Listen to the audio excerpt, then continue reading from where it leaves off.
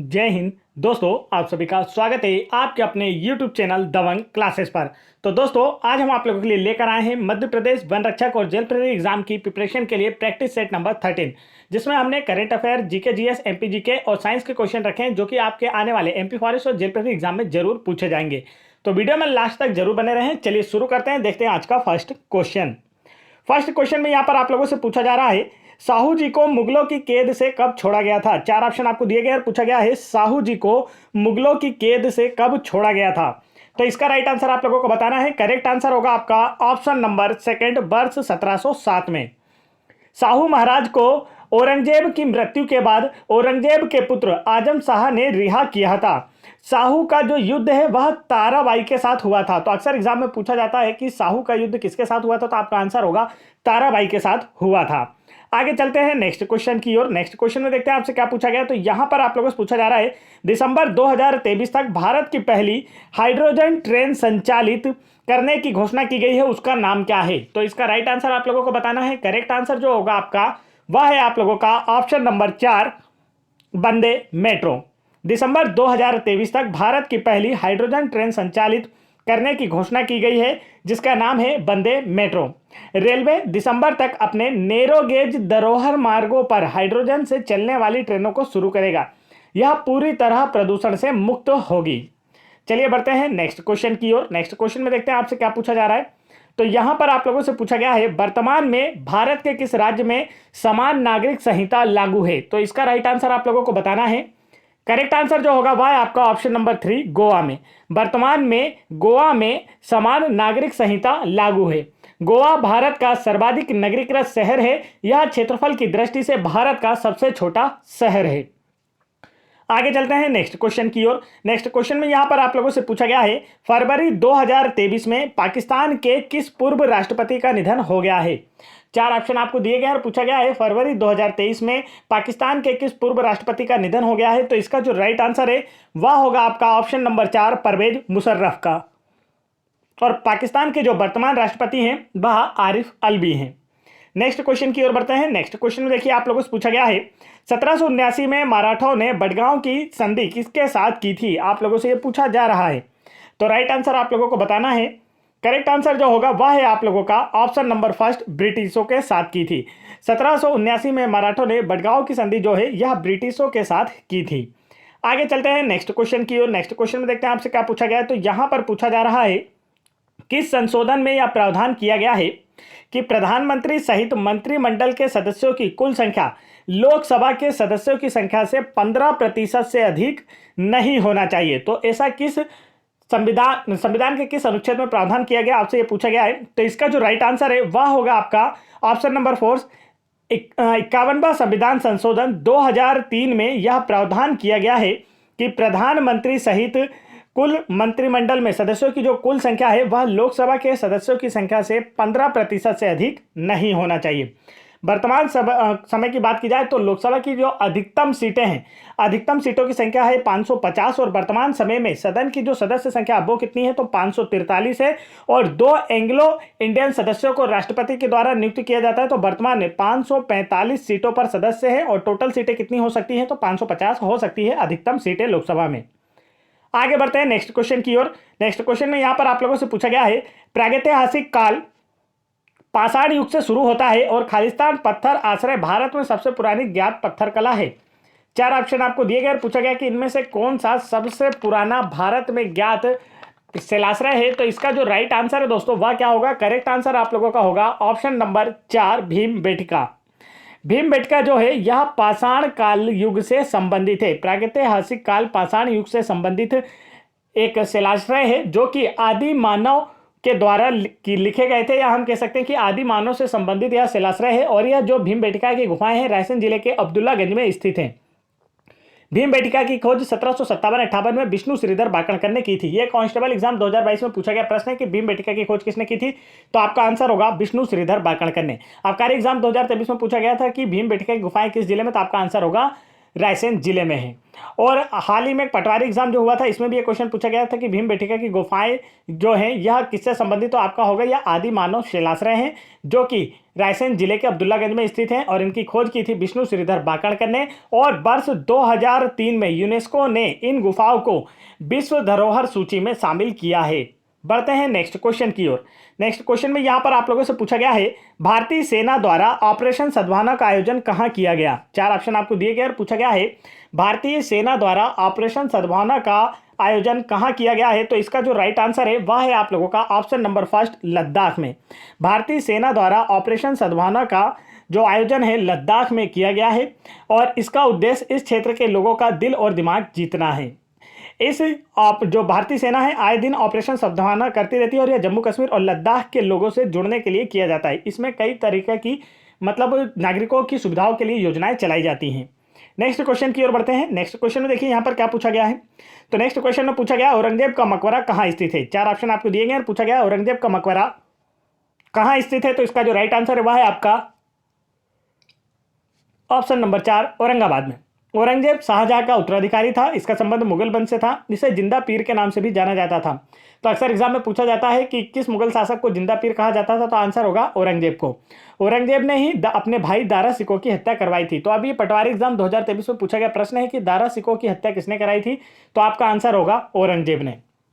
आगे बढ़ते हैं नेक्स्ट क्वेश्चन की ओर। नेक्स्ट क्वेश्चन में यहां पर आप लोगों से पूछा गया है, वह कर क्या कहलाता है जो किसी व्यक्ति या संगठन द्वारा सीधे अधिरोपित करने वाली इकाई को दिया जाता है। तो इसका जो राइट आंसर है वह है आप लोगों का ऑप्शन नंबर सेकंड, सीधा कर कहलाता है। नेक्स्ट क्वेश्चन की ओर बढ़ते हैं। नेक्स्ट क्वेश्चन में यहां पर पूछा गया है, मध्य प्रदेश में चतुर्भुज मंदिर जहां पर सबसे पहले शून्य लिखा गया है निम्नलिखित में से किस स्थान पर है। यह क्वेश्चन हाल ही में पटवारी एग्जाम 2023 में पूछा गया प्रश्न है। तो राइट आंसर आपको बताना है। करेक्ट आंसर होगा ऑप्शन नंबर सेकंड, ग्वालियर में। मध्य प्रदेश के ग्वालियर में चतुर्भुज मंदिर है जहां पर सबसे पहले शून्य लिखा गया। शून्य अर्थात जीरो की बात की जा रही है। लिखित रूप से जीरो कहां मिला है, चतुर्भुज मंदिर में मिला है। तो यहां पर इसका करेक्ट आंसर होगा ऑप्शन नंबर सेकंड, ग्वालियर। आगे बढ़ते हैं नेक्स्ट क्वेश्चन की ओर। नेक्स्ट क्वेश्चन में यहां पर पूछा गया है, निम्नलिखित में से कौन सा भारत का असंगठित क्षेत्र है। चार ऑप्शन आपको दिए गए। पूछा गया इनमें से कौन सा भारत का असंगठित क्षेत्र है। साहूकार, सहकारी बैंक, क्षेत्रीय ग्रामीण बैंक या राष्ट्रीयकृत बैंक। तो देखिए इसमें असंगठित कौन सा दिखाई दे रहा है, ओनली साहूकार दिखाई दे रहा है। तो राइट आंसर होगा साहूकार जो है यह भारत के असंगठित क्षेत्र से संबंधित है। नेक्स्ट क्वेश्चन की ओर बढ़ते हैं। नेक्स्ट क्वेश्चन में यहाँ पर पूछा गया है, भारत के संविधान के किस भाग में संशोधन का प्रावधान किया गया है। तो इसका राइट आंसर आप लोगों को बताना है। करेक्ट आंसर जो होगा वह है आप लोगों का ऑप्शन नंबर फर्स्ट, भाग 20 में। भारत के संविधान के भाग 20 में संशोधन का प्रावधान किया गया है। भारतीय संविधान में संशोधन अनुच्छेद 368 के तहत संसद के द्वारा किया जाता है। तो अक्सर एग्जाम में पूछ लिया जाता है कि किस आर्टिकल के द्वारा भारतीय संविधान में संशोधन किया जाता है। तो आंसर होगा अनुच्छेद 368 के तहत किया जाता है। नेक्स्ट क्वेश्चन की ओर बढ़ते हैं। नेक्स्ट क्वेश्चन में यहाँ पर आप लोगों से पूछा गया है, मध्य प्रदेश में प्रतिवर्ष तानसेन संगीत समारोह निम्न में से किस स्थान पर मनाया जाता है। तो इसका करेक्ट आंसर क्या होगा। तो राइट आंसर आप लोगों का होगा ऑप्शन नंबर सेकंड, ग्वालियर में। मध्य प्रदेश में प्रति वर्ष तानसेन संगीत समारोह जो है यह ग्वालियर में मनाया जाता है। तानसेन जी का जो जन्म है ग्वालियर में हुआ था। इनका मूल नाम रामतनु पांडे था। तानसेन का संबंध ग्वालियर घराने से था। तानसेन का मकबरा ग्वालियर में स्थित है और इनके मकबरे के नजदीक ही प्रत्येक वर्ष मध्य प्रदेश सरकार के द्वारा तानसेन संगीत समारोह का आयोजन ग्वालियर में किया जाता है। यह अकबर के 9 रत्नों में से एक थे। आगे बढ़ते हैं नेक्स्ट क्वेश्चन की ओर। नेक्स्ट क्वेश्चन में यहां पर आप लोगों से पूछा गया है, 1774 में कोलकाता में एक सर्वोच्च न्यायालय की स्थापना की गई। इसका मुख्य न्यायाधीश कौन था। तो बताइए आप लोगों से पूछा गया है कि भारत के पहले सर्वोच्च न्यायालय का प्रथम मुख्य न्यायाधीश कौन था। तो यहां पर राइट आंसर जो होने वाला है वह है आप लोगों का option number second, Lord Elijah Impey. 1774 में 1773 के रेगुलेटिंग एक्ट के तहत 1774 में कोलकाता में एक सर्वोच्च न्यायालय की स्थापना की गई जिसका मुख्य न्यायाधीश एलिजा इम्पे था। इसकी स्थापना 26 जनवरी 1774 को की गई थी। डेट भी आप याद रख सकते हैं, 26 जनवरी 1774 को की हुई थी। और इस दौरान जो है बंगाल का गवर्नर वारेन हेस्टिंग था। तो यहाँ से 2 क्वेश्चन बनते हैं कि भारत में कोलकाता में जब सर्वोच्च न्यायालय की स्थापना की गई तो उस समय बंगाल का गवर्नर जनरल कौन था। तो आंसर होगा वारेन हेस्टिंग। दूसरा क्वेश्चन बनता है कि कोलकाता में एक सर्वोच्च न्यायालय की स्थापना की गई थी तो यह किस रेगुलेटिंग एक्ट के तहत की गई थी। तो आपका आंसर होगा रेगुलेटिंग एक्ट 1773 के तहत 1774 में कोलकाता में सर्वोच्च न्यायालय की स्थापना की गई थी। आगे बढ़ते हैं नेक्स्ट क्वेश्चन की ओर। नेक्स्ट क्वेश्चन में यहां पर नेक्स्ट क्वेश्चन की ओर बढ़ने से पहले दोस्तों मैं आपको बता दूं, यदि आप लोग एमपी फॉरेस्ट और जेल प्रहरी एग्जाम की प्रिपरेशन को और बेहतर करना चाहते हैं तो आप हाल ही में एमपी गवर्नमेंट के द्वारा कंडक्ट कराई गई एग्जाम जैसे MP police constable exam 2022, MP अबकारी एग्जाम 2023 और पटवारी एग्जाम 2023 की सभी शिफ्टों में पूछे गए प्रश्न लगा सकते हैं। मतलब इन्हें सॉल्व करके देख सकते हैं, मैथ्स के, जीके जीएस के, साइंस के, करेंट अफेयर और साथ ही साथ आप लोग देख सकते हैं हिंदी और इंग्लिश के क्वेश्चन भी जो कि पटवारी एग्जाम में पूछे गए थे। तो यदि आप लोगों को इन सभी एग्जाम्स की फुल पीडीएफ डाउनलोड करना है तो भी आप वीडियो के डिस्क्रिप्शन में दी गई लिंक पर क्लिक करके डाउनलोड कर सकते हैं। नहीं तो आप लोग अगर इन एग्जाम की सब्जेक्ट वाइज पीडीएफ चाहते हैं, जैसे कि मैथ्स की पीडीएफ सभी 70 शिफ्टों की अलग से, हिंदी की पीडीएफ सभी 70 शिफ्टों की अलग से, साइंस की पीडीएफ सभी 70 शिफ्टों की अलग से, कंप्यूटर की, इंग्लिश की पीडीएफ सभी 70 शिफ्टों की अलग से, तो आप इन्हें सब्जेक्ट वाइज भी पीडीएफ डाउनलोड कर सकते हैं। इससे क्या होता है, जब आप एक सब्जेक्ट पढ़ने बैठते हैं तो पूरी की पूरी 70 शिफ्टों की पीडीएफ आप एक साथ पढ़ सकते हैं। जैसे कि जीके पढ़ने बैठे तो पूरा जीके एक साथ पढ़ सकते हैं। और जो बड़ी वाली पीडीएफ होती है उसमें क्या होता है, आंसर की में से आपको स्क्रॉल करके देखना होता है, आगे बढ़ना होता है, लेकिन इसमें ऐसा नहीं होता है। तो आप सब्जेक्ट वाइज पीडीएफ भी वीडियो के डिस्क्रिप्शन में दी गई लिंक पर क्लिक करके डाउनलोड कर सकते हैं। नहीं तो ये नंबर जो मैंने आप लोगों को स्क्रीन पर बताया इस पर भी आप लोग व्हाट्सअप करके हमसे यह सारी पीडीएफ प्राप्त करके आसानी से अपनी प्रिपरेशन को और बेहतर कर सकते हैं। तो चलिए बढ़ते हैं नेक्स्ट क्वेश्चन की ओर। नेक्स्ट क्वेश्चन में पूछा है, निम्नलिखित में से किस महीने में मध्य प्रदेश के श्योपुर में गंगोर महोत्सव आयोजित किया जाता है? तो राइट आंसर आप लोगों को बताना है कि इसका करेक्ट आंसर क्या होगा। तो इसका जो राइट आंसर है दोस्तों वह है आप लोगों का ऑप्शन नंबर 3 चैत्र। मध्य प्रदेश में श्योपुर में चैत्र माह में गंगोर महोत्सव का आयोजन किया जाता है। आगे चलते हैं नेक्स्ट क्वेश्चन की ओर। नेक्स्ट क्वेश्चन में यहां पर आपसे पूछा गया है, भारत के संविधान में कानून द्वारा स्थापित प्रक्रिया की संकल्पना किस देश से उधार ली गई है? तो आप लोगों से पूछा गया है कि भारतीय संविधान में कानून द्वारा स्थापित प्रक्रिया की संकल्पना जो है यह किस देश के संविधान से ली गई है? तो इसका जो राइट आंसर है वह है आप लोगों का ऑप्शन नंबर फर्स्ट, जापान देश के संविधान से ली गई है। भारतीय संविधान में कानून द्वारा स्थापित प्रक्रिया की संकल्पना जो है यह जापान के संविधान से ली गई है। भारतीय संविधान जो है विश्व का सबसे बड़ा लिखित संविधान है। भारतीय संविधान का अनुच्छेद 21 कहता है कि किसी भी व्यक्ति को विधि द्वारा स्थापित प्रक्रिया के अतिरिक्त उसके जीवन और व्यक्तित्व स्वतंत्रता के अधिकार से वंचित नहीं किया जा सकता। आगे चलते हैं नेक्स्ट क्वेश्चन की ओर। नेक्स्ट क्वेश्चन में यहाँ पर पूछा गया है, अपर lake board club Madhya Pradesh में कहाँ स्थित है? तो इसका राइट आंसर क्या होगा? करेक्ट आंसर आप लोगों का होने वाला ऑप्शन नंबर फर्स्ट, भोपाल में। अपर लेक बोट क्लब जो है यह भोपाल में स्थित है। भोपाल को झीलों का शहर भी कहा जाता है। भोपाल शहर जो है यह 5 पहाड़ियों पर बसा हुआ है। तो ऐसा क्वेश्चन आप लोगों से आबकारी एग्जाम 2023 में पूछा गया कि कौन सा शहर 5 पहाड़ियों पर बसा है, तो आपका आंसर होगा भोपाल शहर जो है यह 5 पहाड़ियों पर बसा हुआ शहर है। नेक्स्ट क्वेश्चन में पूछा गया, निम्नलिखित में से कौन सा एक निश्चित पूंजी नहीं है? 4 ऑप्शन आपको दिए गए, पूछा गया इनमें से कौन सा एक निश्चित पूंजी नहीं है? तो राइट आंसर होगा पैसा जो है यह एक निश्चित पूंजी नहीं है। नेक्स्ट क्वेश्चन की ओर चलते हैं। नेक्स्ट क्वेश्चन में यहाँ पर पूछा गया, मध्य प्रदेश में कितने आयुध कारखाने हैं? तो आपके आबकारी एग्जाम 2023 का यह प्रश्न है। राइट आंसर आपका होगा option number second 6। Madhya Pradesh में वर्तमान समय में 6 आयुध कारखाने हैं। आगे बढ़ते हैं नेक्स्ट क्वेश्चन की ओर। तो ये हमारे जीके जीएस करेंट अफेयर और एमपी जीके के क्वेश्चन समाप्त होते हैं। अब हमारे स्टार्ट होते हैं साइंस के क्वेश्चन। तो वीडियो में लास्ट तक बने रहें। वीडियो पसंद आया है तो वीडियो को फटाफट लाइक करके एक प्यारी सी कमेंट जरूर करें कि आपको वीडियो कैसा लगा है। नेक्स्ट क्वेश्चन देखिए, यहाँ पर आप लोगों से पूछा जा रहा है, कैलोरी मीटर का उपयोग किसके कैलोरी मान को निर्धारित करने के लिए किया जाता है? तो यहाँ पर देखिए एक वैज्ञानिक का नाम भी दिया गया है। जंकर के कैलोरी मीटर का उपयोग किसके कैलोरी मान को निर्धारित करने के लिए किया जाता है? तो राइट आंसर होगा ऑप्शन नंबर 3, गैसीय ईंधन के कैलोरी मान का निर्धारण करने के लिए जंकर के कैलोरी मीटर का यूज किया जाता है।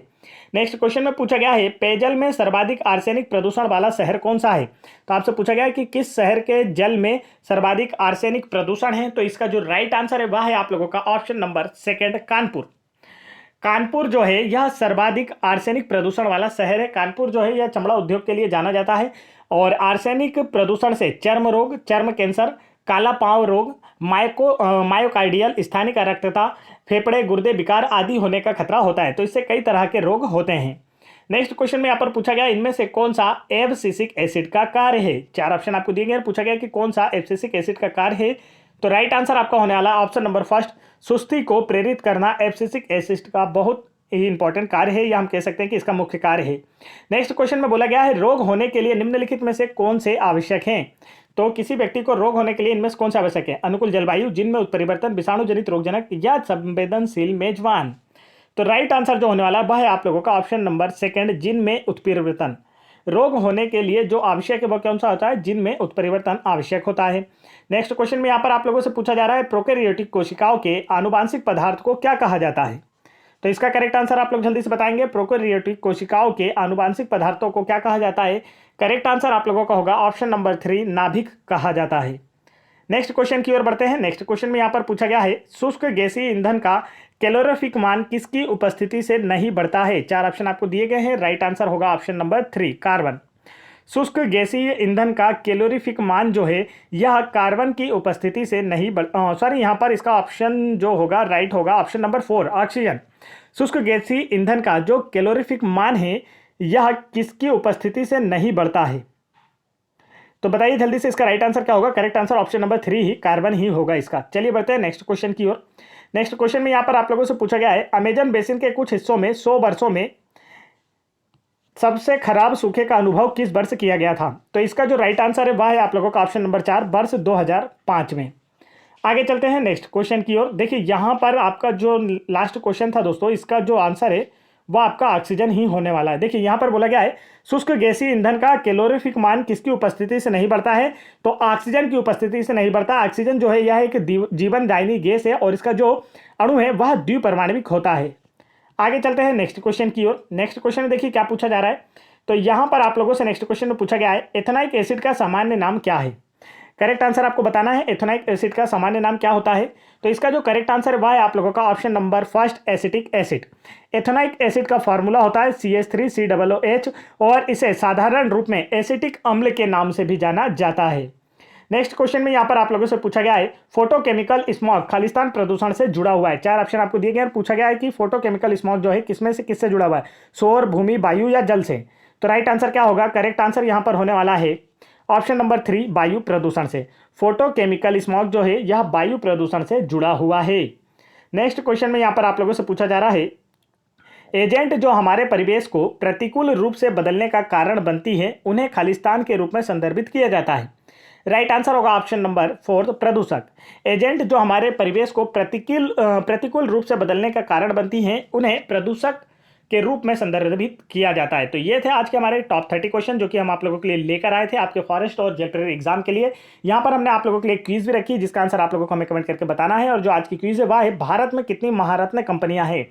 यह आप लोगों को बिल्कुल राइट आंसर कमेंट करके बताना है। वीडियो पसंद आए तो वीडियो को लाइक करना है। चैनल पर पहली बार आए चैनल को जरूर सब्सक्राइब कर लेना है। आपको जितनी भी पीडीएफ दिखाई गई है यदि आप उन सभी पीडीएफ को डाउनलोड करना चाहते हैं तो आप इस नंबर पर व्हाट्सअप करके हमसे सारी पीडीएफ प्राप्त कर सकते हैं, जिससे आपकी प्रिपरेशन बेहतर हो पाएगी और आने वाले फॉरेस्ट और जेल प्रेरी एग्जाम में आपका भी सिलेक्शन हो पाएगा।